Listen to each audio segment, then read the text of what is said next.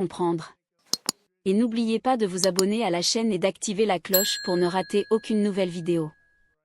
L'année 2025 s'est ouverte sur une onde de choc politique aux États-Unis. Le Parti républicain, dirigé par le président Donald Trump, a connu une défaite sévère lors des élections de mi-mandat. Les analystes ont parlé d'un tsunami bleu, une victoire écrasante des démocrates qui a transformé la carte politique du pays. Dans les grandes villes comme dans plusieurs États du Sud, les électeurs ont exprimé leur lassitude face aux tensions et aux polémiques. Pour beaucoup, Trump apparaissait désormais comme un président affaibli, isolé, un poids pour son propre parti. Mais loin de se résigner, Trump a réagi avec sa détermination habituelle. Dans les jours suivant la défaite, la Maison-Blanche a changé de ton. Les réunions avec le département de la Défense se sont multipliées, souvent à huis clos. Le président cherchait un nouveau terrain de confrontation. S'il ne pouvait plus gagner dans les urnes, il voulait au moins dominer sur la scène internationale. Ses conseillers parlaient d'une stratégie de puissance, d'un retour à l'autorité américaine. Rapidement, deux pays ont été placés au centre des discussions, le Venezuela et la Nigeria. Selon plusieurs sources à Washington, le président considérait ces régions comme instables et potentiellement hostiles aux intérêts américains. Il répétait que le monde devait se souvenir que l'Amérique restait le garant de la sécurité et de la foi chrétienne. Dans son entourage, certains y voyaient une manière de regagner le soutien des électeurs évangéliques, essentiel à sa base politique. Ce virage contrastait avec l'image que Trump avait tenté de bâtir l'année précédente. En 2024, il avait mené une campagne active pour obtenir le prix Nobel de la paix, mettant en avant des négociations économiques et des trêves symboliques au Moyen-Orient. Mais le tsunami bleu avait balayé ce rêve. I dare you to let me build you a completely free e-commerce store, preloaded with 20 handpicked products that are trending all over the world, basically validated by AI, from a trending product database from one of the top vendors on the planet. And the reason that we can do this completely free for you is because, well, Shopify is paying me to do it. You've probably seen me before because for the last year, Shopify has loved the AI-paired software that we built so much that they've been paying me to build people just like you, complete beginners, a completely free store. Now, again, it's free for you, right? Shopify is paying me a commission to do it. And if you don't keep your store for more than 90 days, I don't even get paid. But your store is still free, right? And after 90 days, it's still your store. I don't own a percentage of the store. I don't control the store. It's yours. You can delete products from it, add new products to it, all that good stuff. It's your store, okay? Not only that, I'm going to give you my courses completely free. I'm not going to try to upsell you a bunch of courses. I know you've seen gurus trying to sell courses for $1,000, $2,000, so on and so forth. I can afford to give you my courses for free because, again, Shopify pays me when you use this software and open up a Shopify store. So you get a free store, right? I get a commission from Shopify, and Shopify gets a new merchant to their platform that's being trained by me. It's a win-win-win situation. All you have to do is click here right now. I dare you to do it. I dare you to see if it's free. You're going to go to the next page. You're going to create a free account. You're going to get a free account to our AI software that's going to build you a store in the next 20 minutes is ready to start taking orders. The sales pages are going to be done. The product descriptions are going to be done. The products are going to be uploaded to the store for you, ready to go, ready to start taking orders. The custom theme is going to be uploaded with banners for you. It's going to be ready to go. It's weeks of work and thousands of dollars worth of design done for you, all by AI, completely free. The only thing that you have to do is create your own Shopify account. And again, the reason I'm able to do this for free is because Shopify is paying me. I'm awarded as the most innovative commerce coach in the world by Shopify. Shopify follows me. They like a lot of my ads. And this is something that Shopify is 100% aware of and loves. That's why they're paying me to do it. So you can go pay somebody for a bunch of courses. You can go pay somebody to build you a store, or you can just click here and let our AI software build it for you for free. And you'll have an epic, professional, optimized store ready to go in the next 20 minutes. The choice is yours. But if you want to get started right now, by the person that's awarded as most innovative commerce coach in the world, that's going to give you courses for free, build your store for free, then you got to click here right now. Again, I dare you to do it. I dare you to see it's free. Not a dime's coming out of your pocket for my services. Shopify is paying me to give them to you. Let's go.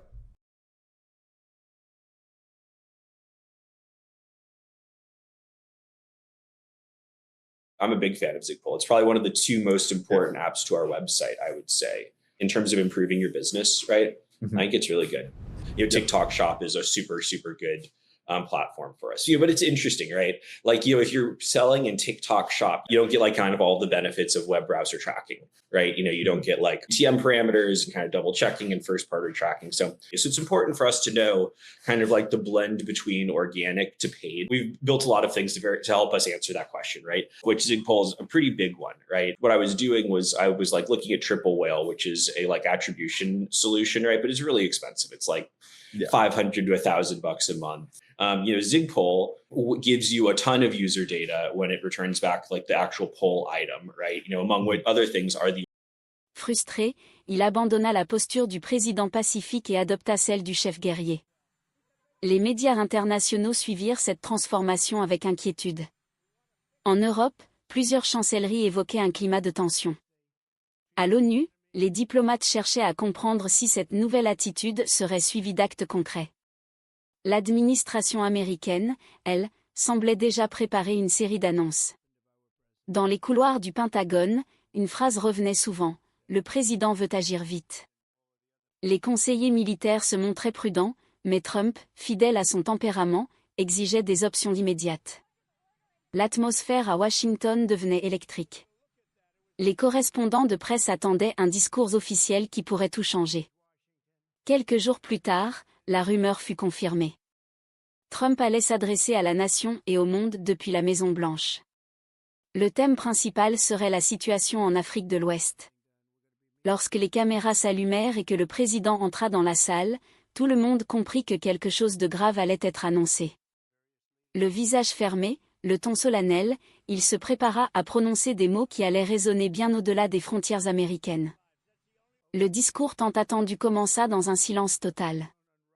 Devant lui, des drapeaux américains impeccablement alignés, Trump fixa la caméra avec une intensité inhabituelle. Sa voix, grave et lente, portait un message clair: les États-Unis ne resteraient plus spectateurs face à la montée du terrorisme en Afrique. Il affirma que la Nigeria était devenue un foyer de violence contre les chrétiens et que le temps des discours était terminé. Le président expliqua que l'Amérique avait la responsabilité morale de protéger les peuples menacés par ce qu'il appela le fléau de l'extrémisme islamique. Il parla d'un grand peuple chrétien qu'il fallait défendre et d'une mission que Dieu lui-même aurait confiée à la nation américaine. Le ton était à la fois religieux et martial. Trump annonça qu'il donnerait au département de la Défense toute autorité pour préparer une réponse rapide et décisive. Dans la salle, les journalistes se regardaient, conscients que chaque mot pouvait faire basculer l'équilibre mondial. En quelques minutes, le discours prit des allures de déclaration de guerre. Le président affirma que si le gouvernement nigérian ne parvenait pas à mettre fin à la persécution des minorités chrétiennes, les États-Unis prendraient les choses en main. Il prévint que l'Amérique ne resterait pas immobile devant l'injustice et qu'elle utiliserait la force si nécessaire. À Abuja, la capitale nigériane, la réaction fut immédiate. Le gouvernement appela à la retenue, rappelant que la lutte contre le terrorisme était déjà en cours avec le soutien de plusieurs partenaires internationaux. Mais les mots de Trump avaient enflammé les réseaux sociaux. Certains y voyaient un acte de courage, d'autres une menace directe contre la souveraineté africaine.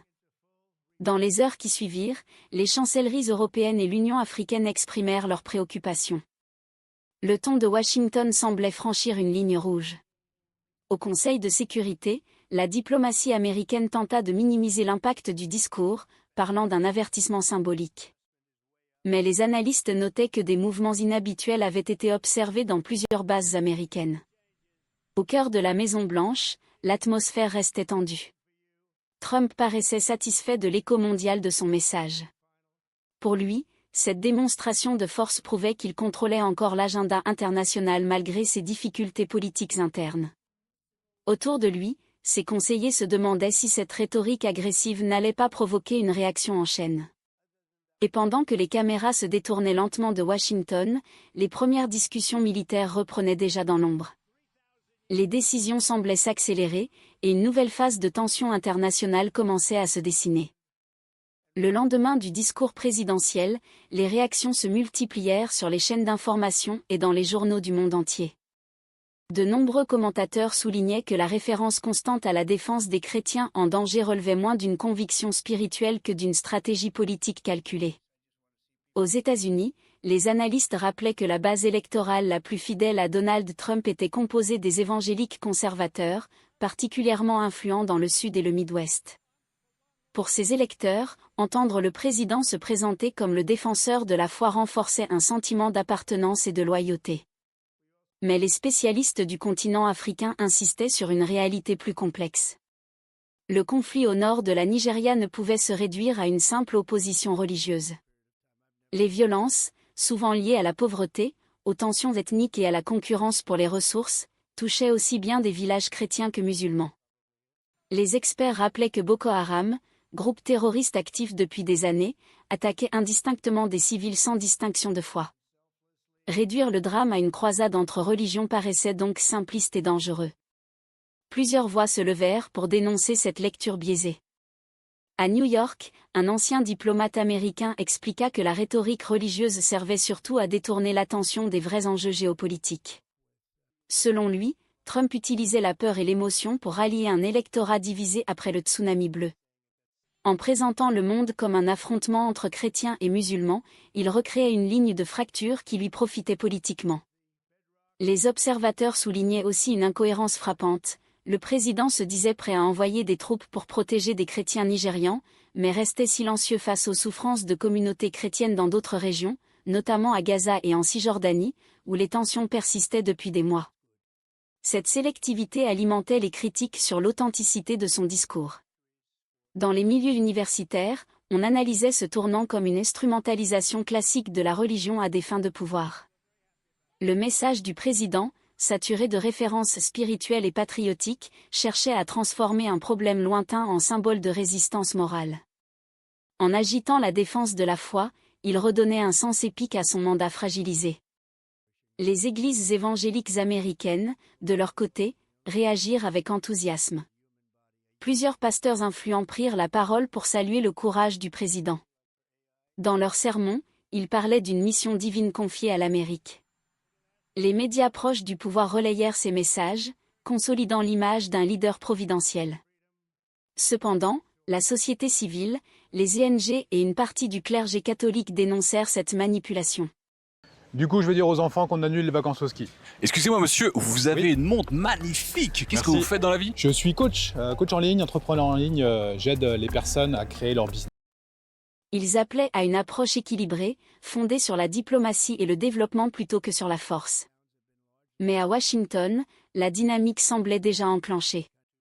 Alors que le débat s'intensifiait, une autre piste commençait à émerger dans les coulisses du gouvernement, celle des ressources stratégiques cachées derrière le discours moral. Des conseillers économiques et militaires évoquaient désormais ouvertement les intérêts énergétiques et miniers de la région. À mesure que la tension montait, plusieurs rapports internes furent transmis au Congrès américain. Ils mettaient en lumière la véritable importance de la Nigeria pour les États-Unis. Le pays possédait les plus grandes réserves de gaz naturel d'Afrique et disposait de vastes gisements de lithium, estimés à plus de 35 milliards de dollars. Ce minerai, essentiel à la production de batteries et à l'intelligence artificielle, représentait désormais un enjeu mondial. Les experts en géopolitique expliquaient que la compétition entre Washington et Pékin se déplaçait vers les zones riches en ressources. La Chine dominait déjà la production et le raffinage de nombreux minerais stratégiques, du cobalt au lithium. Les États-Unis, soucieux de réduire cette dépendance, cherchaient de nouveaux partenaires.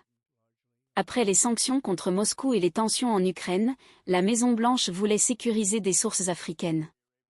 Dans ce contexte, la Nigeria apparaissait comme une cible idéale. Ses richesses naturelles et sa position géographique en faisaient un pivot stratégique.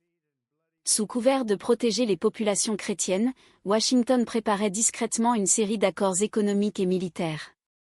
Les compagnies énergétiques américaines suivaient la situation de près, prêtes à investir dans l'exploration et le transport du gaz nigérian. Les conseillers de Trump présentaient ce projet comme une opportunité double, redorer le prestige international du président et affaiblir l'influence chinoise en Afrique. Derrière le discours religieux, une logique économique claire guidait chaque mouvement.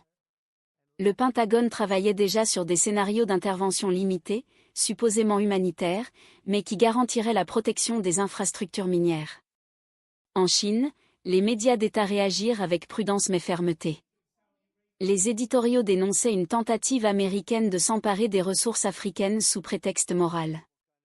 Pékin, partenaire commercial majeur de la Nigeria, intensifia ses discussions diplomatiques avec Abuja, cherchant à calmer la situation avant qu'elle ne dégénère. À Washington, les réunions se succédaient dans un climat de secret. Les ministères de l'énergie, de la défense et du commerce collaboraient pour définir une stratégie commune. Les discours publics continuaient à parler de foi et de liberté, mais les documents internes mettaient l'accent sur la sécurité énergétique et la compétition technologique mondiale. Les conseillers les plus proches du président savaient que l'enjeu dépassait de loin la religion. La bataille pour le contrôle des ressources critiques définissait déjà la nouvelle ère politique de 2025. Pourtant, la ligne officielle restait inchangée, défendre les valeurs chrétiennes et la paix. Cette double façade, entre ferveur et calcul, devenait le cœur même de la diplomatie américaine. Et tandis que les caméras se détournaient de la Maison-Blanche, de nouveaux plans circulaient discrètement. L'idée d'une présence militaire accrue en Afrique gagnait du terrain. La question n'était plus de savoir si les États-Unis interviendraient, mais quand et sous quel prétexte officiel. Alors que la tension autour de la Nigeria continuait de croître, une nouvelle crise éclata soudainement à des milliers de kilomètres de là. En Amérique du Sud, la situation au Venezuela prit un tournant dramatique. Selon un rapport préliminaire de l'ONU, 66 personnes avaient été tuées lors d'opérations menées par des forces spéciales liées à l'armée américaine et à des unités locales. Les observateurs parlaient d'exécutions extrajudiciaires commises en mer, sur des embarcations suspectées de transporter des armes. Les victimes n'avaient pas été identifiées publiquement, et aucun procès n'avait eu lieu. La nouvelle provoqua un séisme politique à Washington. Les médias diffusèrent des images floues, des témoignages de survivants, des fragments de communication interceptés. L'ONU appela à une enquête internationale immédiate, dénonçant des violations flagrantes du droit humanitaire. Le secrétaire général insista sur la nécessité de transparence et sur le respect des conventions internationales. Au Congrès américain, la pression monta rapidement. Des membres des deux partis exigèrent des explications sur les ordres ayant conduit à ces opérations. Pour la première fois depuis longtemps, démocrates et républicains semblaient unis par une même inquiétude. Le président avait-il autorisé une action militaire sans consultation législative ? La Constitution, rappelait certains sénateurs, confiait au Congrès le pouvoir exclusif de déclarer la guerre. Dans ce climat tendu, une réunion secrète eut lieu à huis clos. Parmi les participants figuraient Pete Hegseth, conseiller militaire influent, et le sénateur Marco Rubio, fervent partisan d'une ligne dure contre le régime de Caracas. Les échanges, selon des sources anonymes, furent houleux. Certains parlementaires accusaient l'exécutif d'avoir franchi une ligne rouge. D'autres justifiaient les opérations comme une riposte préventive contre des réseaux de trafic liés à l'Iran et au Hezbollah. Quelques jours plus tard, un groupe bipartisan présenta un projet de loi inspiré du War Powers Act. Son objectif, restreindre les actions unilatérales du président en matière de guerre et exiger une autorisation formelle du Congrès pour toute intervention prolongée. Le débat fit rage sur les plateaux télévisés. Les partisans de la loi parlaient de défense de la démocratie, tandis que les opposants accusaient leurs collègues de faiblesse face aux menaces internationales. Au-delà des querelles politiques, un débat moral s'ouvrit. Les témoignages en provenance du Venezuela décrivaient des arrestations arbitraires, des disparitions, des tirs sur des navires soupçonnés de transporter des militants. Les défenseurs des droits humains dénonçaient une dérive dangereuse.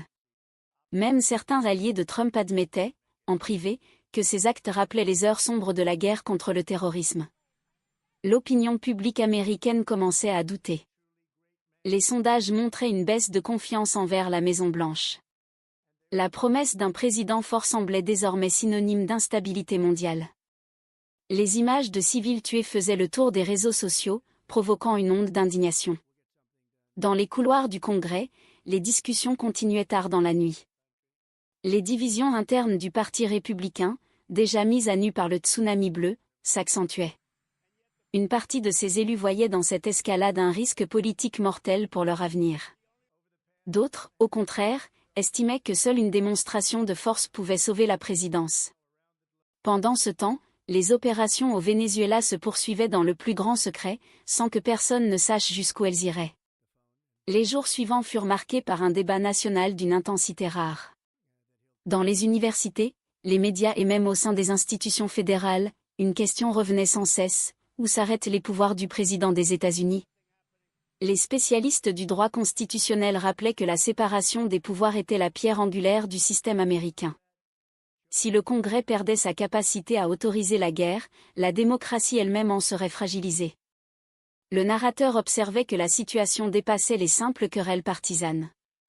Il s'agissait d'un test moral et institutionnel. L'Amérique devait choisir entre la tentation de la force et le respect de ses propres lois. Plusieurs sénateurs prirent la parole en séance publique pour réclamer un retour aux principes fondateurs. L'un d'eux, visiblement ému, lança une phrase devenue virale: « C'est une démocratie, agissons comme telle ». Ce mot d'ordre résonna dans tout le pays. Des milliers de citoyens descendirent dans les rues pour protester contre les interventions sans mandat. Des manifestations